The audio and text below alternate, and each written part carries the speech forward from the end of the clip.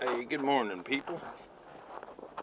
The title of my video today is called Simple Living. I watched a video, and I've seen some of these little houses before, but this guy bought him a cheap piece of land. I don't know, probably, it looked like good flat land with mountains behind it. It was in Utah, I believe. But he'd bought like 3/4 of an acre for $400, which is dirt cheap for land, you know, but you can find it out here if you don't care where you buy. He builds him a little 14 by 14 house on it, which isn't real big. Puts his little roof on it and everything. He had about $2,000 in the materials, and inside and out, he made him a little house out of it. And of course he dug his well, built his own septic, put 2 solar panels on top for his energy, and you know, powered setter. About $3,000 in that. So that's $5,000 in a house. He has no electric bill, he has no water bill. All he has is his yearly land taxes of $170. He sells, you know, that's simplified living, guys. I'm telling you, these people out here that's got these big fine homes, you know, they're no better than me. I mean, I live in a 1,600 square foot house, and it's really too big for me.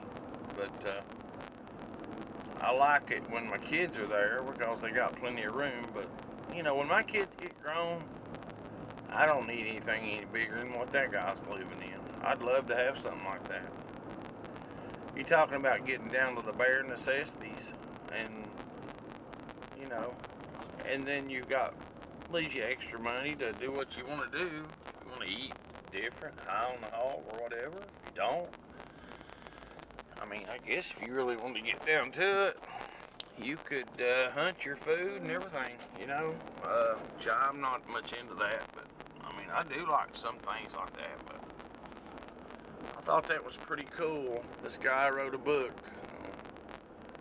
and pictures and everything on how to live this way. And he says there's land out there you can buy right now that's dirt cheap, and it'd be better than having a mobile home, in my opinion. You can have a lot less room. But he's got like he built his with like a attic in the roof part, where that's where he sleeps. And he don't have any kids, but he's got a girlfriend.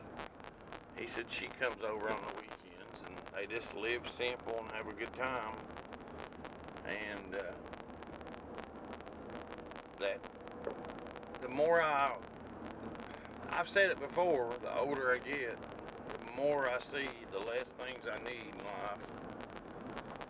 And I mean, I don't have a lot now, but I just thought it was so cool that you could have your little half-acre piece of property or whatever out in the boondocks, nobody around, and build you a little house like that. And you know, he does have propane. He cooks with propane, and maybe he eats with propane. He says it runs him $200 to $300 a year. That was another. He's got his own tanks. He takes them down and gets them filled out, like the taller tanks, I guess. But probably has a little microwave and, you know, a little small cook stove. And just he's got internet. I don't know how he does that unless he's got wireless, like through Verizon or like that, whatever it is, 4G or whatever they call it. But he probably uses that. That's probably cost him more to do that than he does his groceries. So, but anyway, just a thought that we can live simple as heck. But you take people out here that's used to having everything their way and having everything really nice all the time, all the best foods, the best house to live in, the best cars to drive, and all of a sudden that's pulled out from under them. You watch and see how bad that they fall. But you take somebody like me or people out there that knows what it's like to have to scratch once in a while to make it. And I've been there and I know it.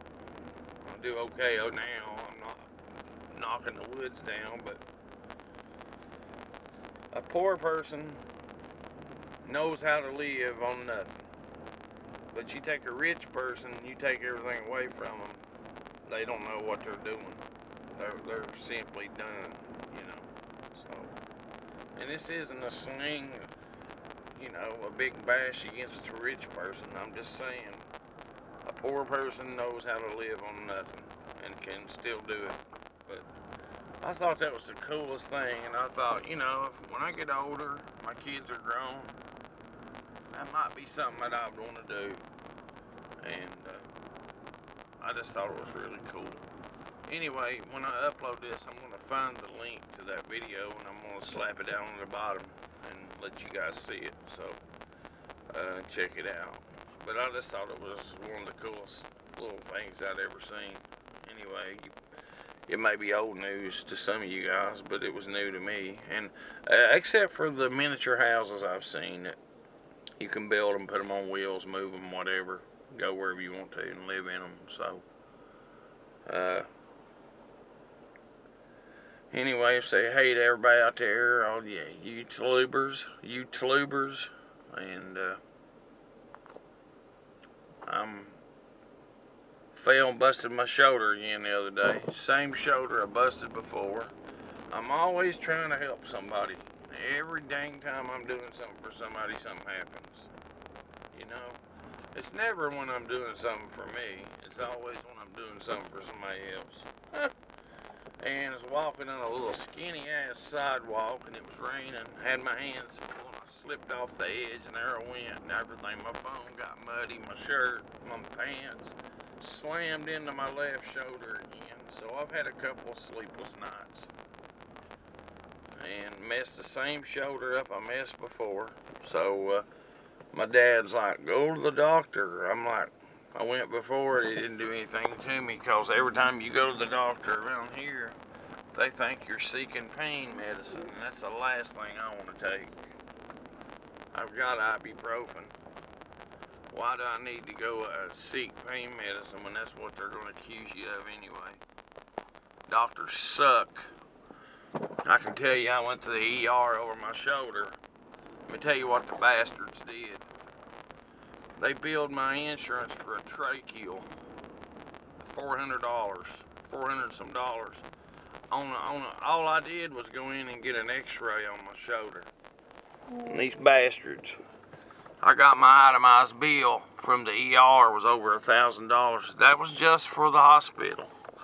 Then I get another itemized bill from the doctor. That bastard there, let me tell you what he done. He billed my insurance an extra $450 for the tracheal. You know what a tracheal is? I don't know the exact term. I've got it on my paperwork at home. But it's where I quit breathing and they shoved a tube down my throat. Wow. If that happened, it happened in a different lifetime. They billed my insurance for that shit. And let me tell you something. I called and told them, I said, I'm going to get you guys for fraud if you don't take it off there. And we're working on it now, but they're billing me for a bunch of shit they didn't do. And if they think I'm going to pay it, then it's snowing right now and you can see it. It ain't. There you go. They can kiss my ass. I ain't paying it. I don't give a shit what. I won't pay it. I don't like that right there. You know, I don't care to pay what I owe. But you bill me for something that you didn't do, you better have a reason for it. If I see that doctor out anywhere, I punch him right in the mouth. I don't even remember who he is, but he's an asshole. He didn't do nothing for me. Treated me like dirt. And then my dad trying to get me to go back over this again. I said, when hell freezes over, I'll go. They're not doing that to me again. I may have to go to the doctor sometime, but this isn't a have-to case. I got off track, I'm sorry. I'm just talking about how the bastards bill your insurance for nothing. for things they don't do.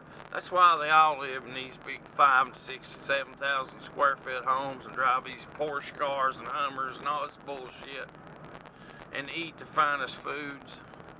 They're no better than me, but they cheated to get what they got. That's exactly what they did. Cheaters. There's one thing about it, I could die right now and I could say I never cheated anybody out of a dime. They can't do that. So, anyway, have a good day.